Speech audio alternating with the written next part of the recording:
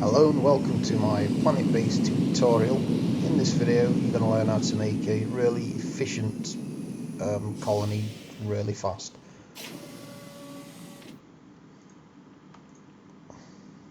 So first thing that we want to do is recycle this ship. You're going to need the metal because you're going to be expanding really fast. So as soon as they come off we can actually get on with it. Just seem to drag that little starting thing. So we need to build far enough away from that so that we're not being blocked off, because you can't build on top of it first. Build your airlock next to it, cliffs. You do this because you want a mine next to it later. And then build your oxygen generator straight away, but as far away from that airlock as you can. You build it with the longest corridor as you can, because you're going to build a spiral around it. And you want more room on your circle if it's larger. So you need a solar panel, power collector and a water extractor straight away. I always go for the mediums, the size 4. You can increase the size just by rotating your mouse. Make sure you don't block off this spiral though, build it kind of away if you can, if you've got the room. So you want a middle extractor, power collector as well, because you do run out of power at night really fast. You've only got a solar panel, you need to make sure everything works at night. Now I'm not making all of these connections for a reason. They make cost resources, just not worth it. As long as there's power and water getting to your base, that's fine.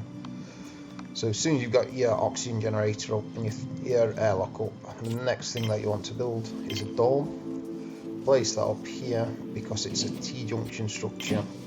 That's why I'm placing it near the exterior structures, because I'm not going to expand off of that one. So even if you build that connection, all it does is build a power connection like that. There's no corridor for them to walk down basically. And then after that we want a canteen so that they can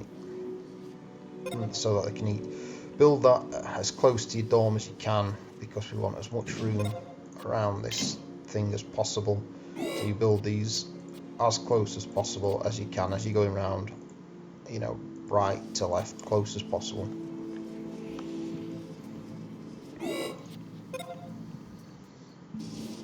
So the essentials are pretty much done. As soon as you land, you want to be able to get inside. You want enough power to produce oxygen, enough water to produce oxygen, somewhere to eat, somewhere to sleep, and that's your essentials done. Now at the moment our oxygen generator is our central hub, as in we're building around this in a spiral. Pretty soon, for efficiency reasons, our next central hub is going to be our storage facility, which you build a medium one, because in a efficient base it's going to produce stuff really fast, because obviously it's efficient. So your storage fills up a lot faster than in like a basic starter base.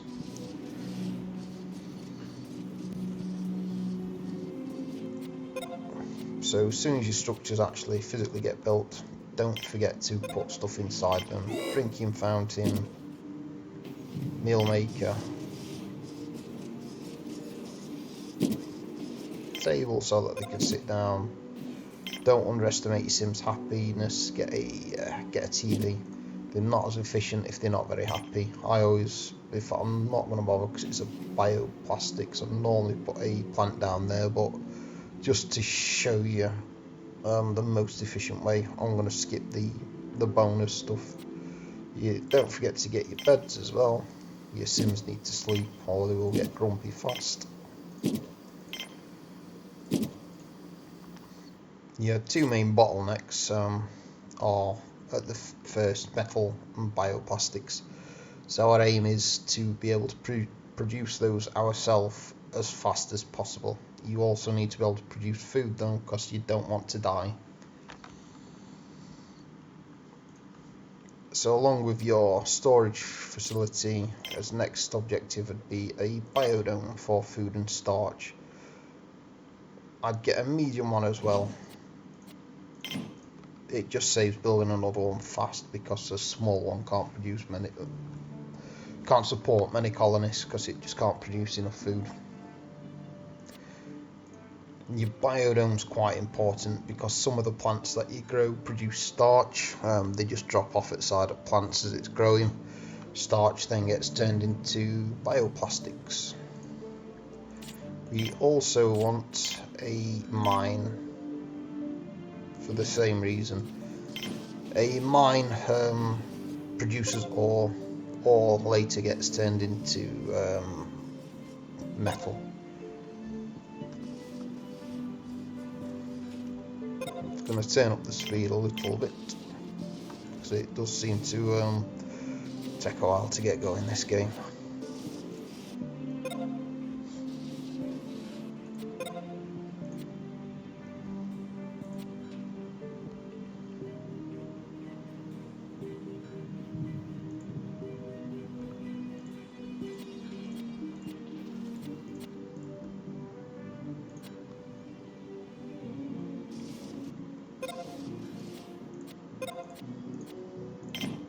See, this is what I mean about efficiency as well. Storage will be connected to both your canteen, your biodome, your processing plant which produces metal and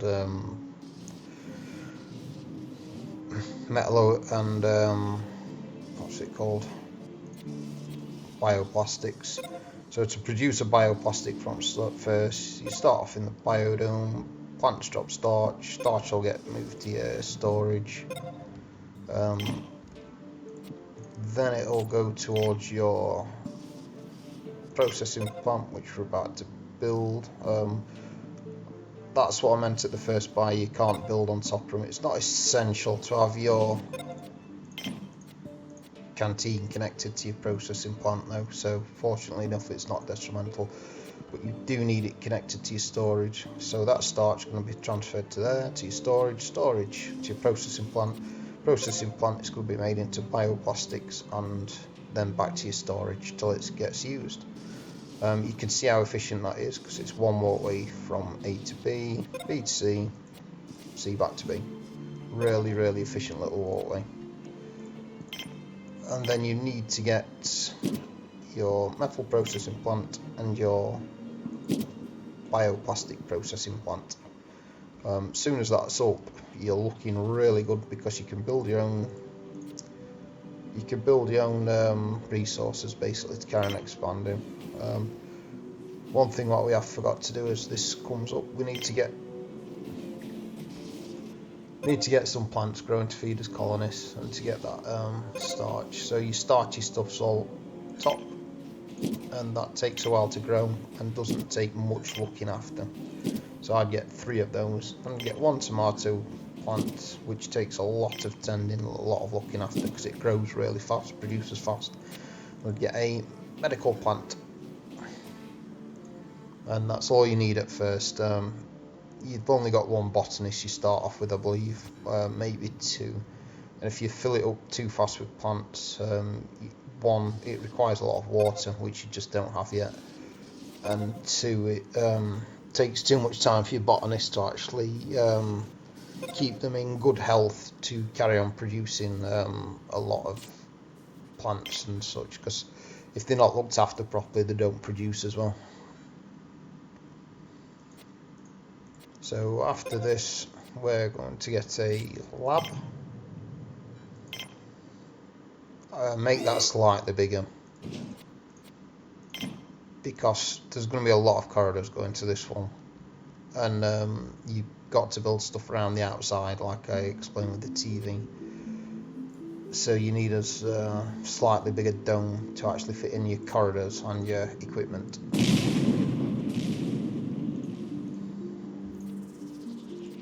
See, our power collector's not quite filling up as fast as well, so we're also going to get a wind turbine now and get a wind turbine next.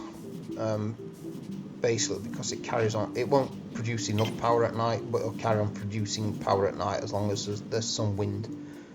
So even if your power collectors, you know, it's not as full as it would be because we're generating a lot of energy, using a lot of energy, it'll not use it quite as fast at night. Even if you're losing, you'll lose a little bit less. I'm sure you know what I mean. We also want a sick bay because we've got a mine up and running now. Sick bay, not massively important, it's connected to anything else, basic size will do. As people mining, they break the bones really often, so you do need one of those because they become effectively dead weight if you don't heal your colonists. You just got people there being carried who are not contributing in any way.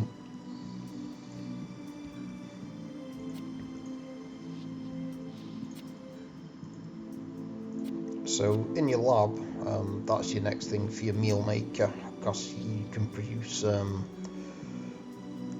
what is it? You can produce artificial meat, basically. So food, if you will, and that goes in with your vegetables to produce a meal. So by now you can sort of get an idea of everything spiraling around each other, so that is a lot less walking.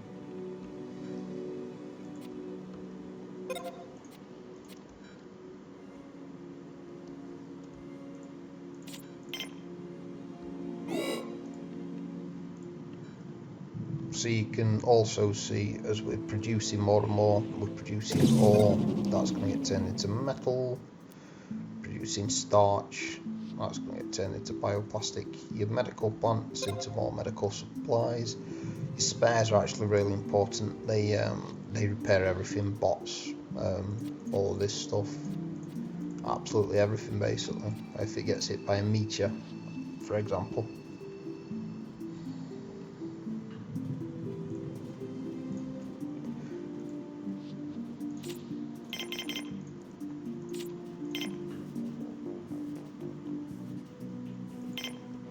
We also want a factory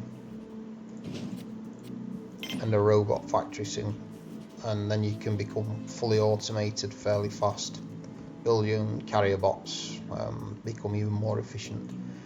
You also want, I'm going to build the factory first, I'm going to build the stuff to make spares for spare parts, and then I'm going to build a landing pad somewhere over here. You want your landing pad now because you've got a fairly efficient colony, and it's kind of going to waste because you can't get more colonists coming in. More colonists will obviously make it more efficient because you'll get a lot more done. Many hands make light work.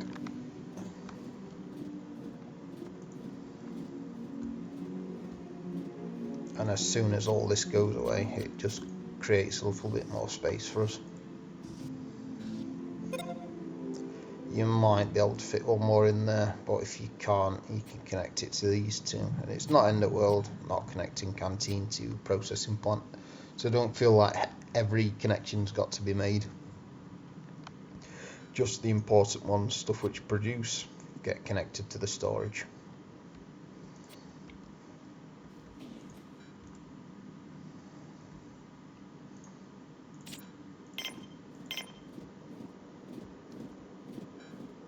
That's the benefit of your power collector, which you could see we're losing, but that's still producing. Yeah. Your power is based on this screen, by the way, which obviously your wind strength, that's fairly straightforward, and then the time of the day produces more sunlight. So there are variables on both power production. Your solar panel seems to be a good way of getting it if you've got enough power collectors, but wind power helps your power collectors just not die at night.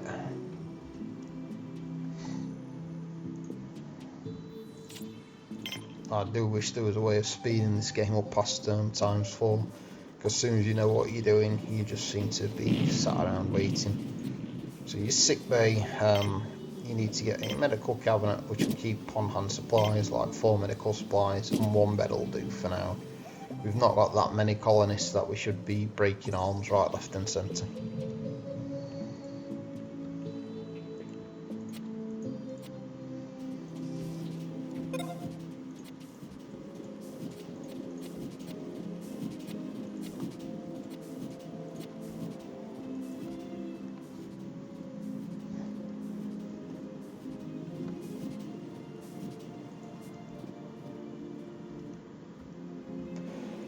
Bear in mind as well, this is the first map, just to show you your efficient colony.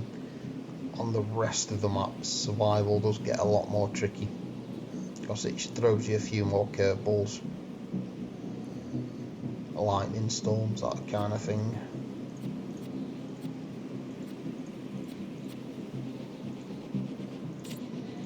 The sandstorm here, until you've got a, what's it called? Until you've got a control centre, you can't set them not to go outside, so they'll just do as they please. As soon as you've got a control centre though, you can set red alert, yellow alert, very Star Trek, and just stop them from going where they're not supposed to be during certain scenarios.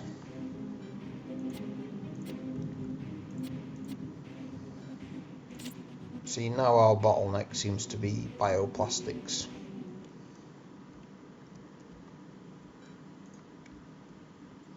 That shows the importance though of actually getting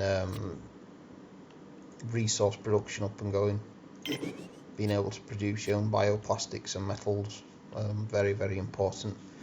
Because if we've not got that up and running now, and we'd run out like we have, we'd not be able to build anything else. We'd just be stuck. I could produce more starchy plants, 1 more maybe,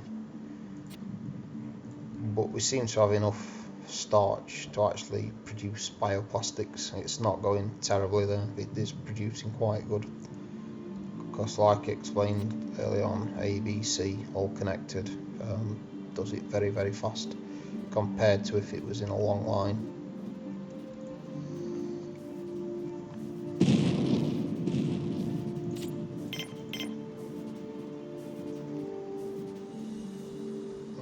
As good and intriguing as this game is, there is a hell of a lot of waiting around in it. I do enjoy this game, don't get me wrong, but from the perspective of making a tutorial video, as soon as you hit these bottlenecks, there's not a massive amount to actually say and keep you entertained.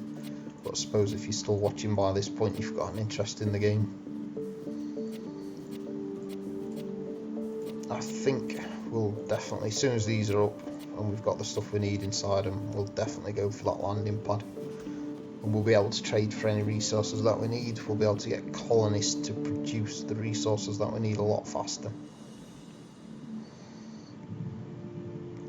Bear in mind, for efficiency as well, we've created a large storage and a medium-sized biodome, no, a large biodome. So if you'd rather, you could go smaller on these two. Bear in mind your storage would fill up really fast and you need a second biodome fast. Just to get your landing pad up faster, just get more colonists in faster, be able to produce this stuff faster. Don't suppose it matters which way round you really do it, as long as you can produce metal and bioplastics yourself fast. So I'm not going to bother with an arms workshop, because you just don't need it quite yet. You will need it in the future. You need a semiconductor foundry fairly fast, and you need a spares workshop, because they're essential to produce bots, and 2, they're essential to repair everything. We might even, because we're producing metal fairly fast, be able to get his landing pad up now. Let's see. 4 metal, that's not too bad. Now ideally, it's okay for this small one here to place it next to your one airlock, but as soon as you get a large landing pad, you need its own airlock, because here, for example, they're walking in and out for your mine, and you can only have one person go through your airlock at once. So you can have 3 people in that mine, I believe, or 3 bots, and they're all going to be going in and out there. And then there is your trade resources. You have one person carry one resource that you've traded, and you could trade 20-30 resources at once. Maybe not quite that amount on a small ship, so you just get a big queue of people waiting to use your airlock. So the second you get a big landing pad, get a second airlock, so that right next to it, so that they can use that airlock rather than all sharing one and creating yet another bottleneck. Half this game is just designing ways around those bottlenecks. It's all about efficiency.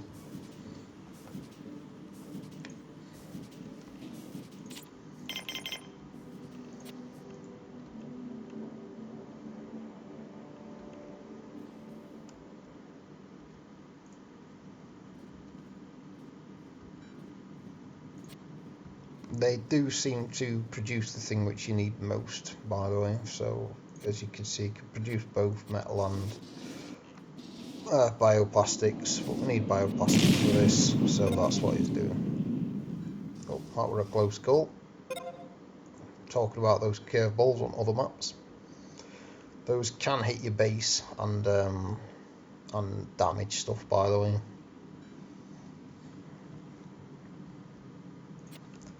So as soon as we got this up, tissue synthesizer, that produces your meat, and a workbench lab, that produces your medical supplies. So obviously quite essential that you get given enough medical supplies at first, but you do need them later on.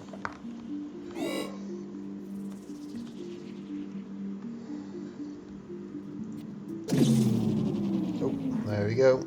That's this power issue I were on about at first. Oh, fortunately enough, we don't seem to have done too bad. Just run out as it's become night again. So you got 2 ways you could tackle this power problem now. You could either get more power production. I think we've got enough power production. I think we're getting capped at the power collection, so just have more stored up overnight.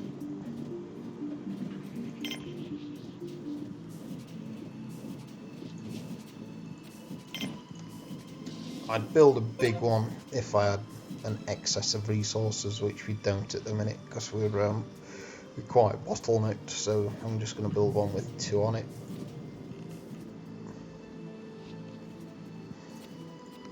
And the second that landing pad comes up, we're looking pretty good, but it's obviously going to require quite a bit more power, so we might need another turbine as well as another power collector. We shall see.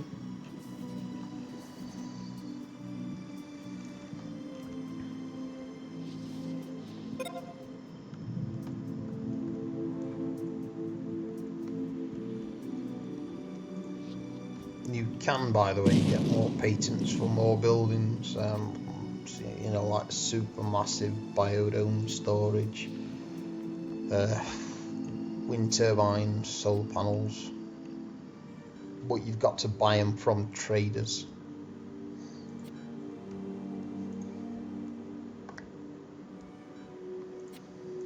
Now the good thing about this base being prepared, because that's going to go up relatively soon, you're going to expend your colonists really fast, because you've got an efficient base. They should land fairly relatively easy, and rather than building a second biodome, we're just going to add in more plants because we've thought ahead.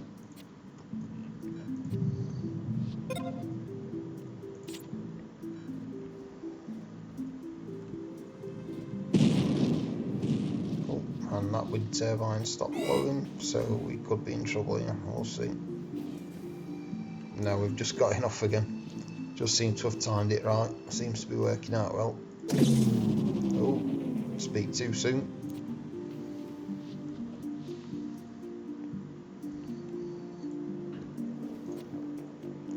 Come on, guys, get this thing built. And then let's get more colonists in, and then it'll just flow a little bit better. I wish you could control your sims and tell them exactly what to do.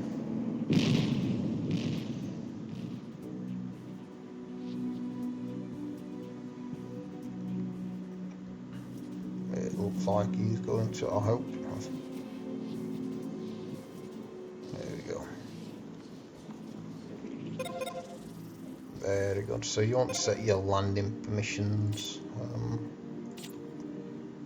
Go to base management, landing permissions. For example, we don't need more medics. We've already got one. We don't need guards. You're best off with 50% workers, 30 biologists, 20 engineers. You need engineers to use all your machines like that. You need workers to 1 carry, 2 mine, botanists to look after your plants. You've got to have the right people for the right job, otherwise they just don't work. You'll have colonists sat idle. If you've got too many botanists, for example, one will just sit idle. If you've got too many workers, they'll literally just sit idle and they'll just be a drain on your resources. So it's a bit of a balancing act, so make sure you use your base management.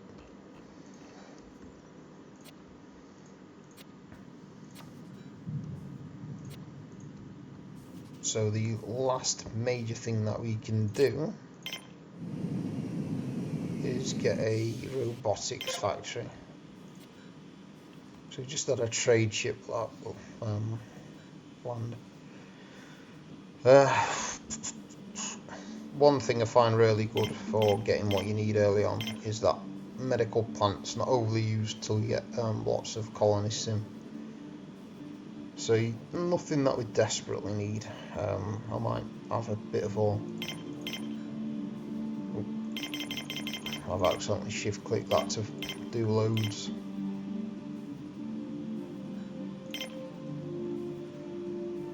So if you've got an excess of something and they've got nothing that you need, take their credits, because later on you're going to want to buy really expensive bots, really expensive patents for new buildings. You need as many as much coins as you can collect.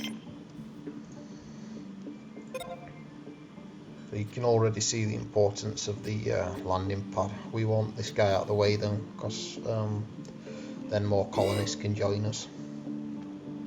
So he seems to have done quite a lot off of bare minimal here. To say we've only got 7 colonists, 2 bots.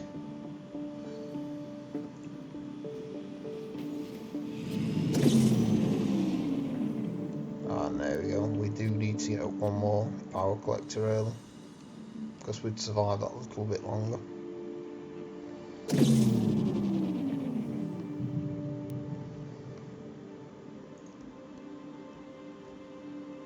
So as soon as that goes up, I do believe we're looking quite good. Got everything we need to expand fast. You've got an efficient base design, and relatively soon you're going to have more colonists coming in. So I think I'm going to leave it there for the day.